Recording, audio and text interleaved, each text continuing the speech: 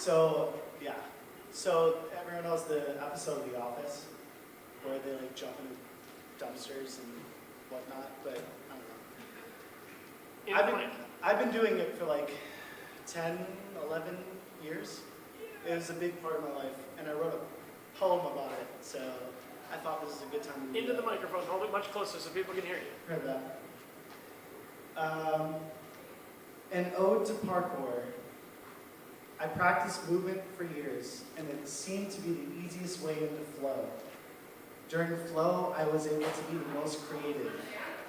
I had skill sets that I carefully trained and had a very good sense of my limits and abilities.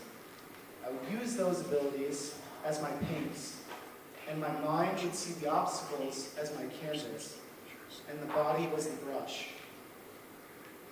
It would be effortless to come up with a line, or a picture, or a dance routine. Like writing a poem, I would try and move and see if it would fit with the rest. If not, I would save it for later.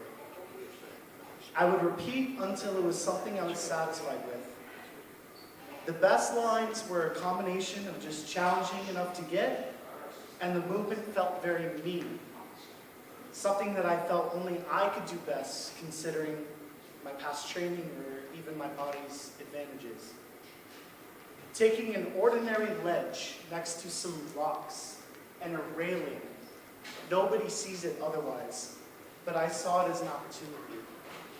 My own personal stage, where I could play music with my body, yet the only thing I could hear is heavy breathing and my feet pouncing around the concrete. The environment changed my style. When I was the most creative, I would let the obstacles dictate my movement, rather than forcing certain moves on it. I looked at the concrete and it would tell me what I should try. It was beautiful, and I was able to take such ordinary things and learn from them, and I would learn about myself. It's pure and it's innocent, and don't get me wrong, it's childish, and that's the best part. Forget your problems for a second and enjoy life. Dig deep down and express that anger, that sadness and joy and love.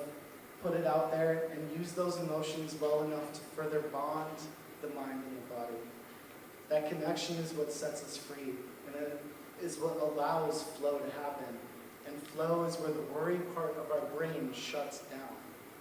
And when we are most creative, we feel, we live, and we love. Thank you.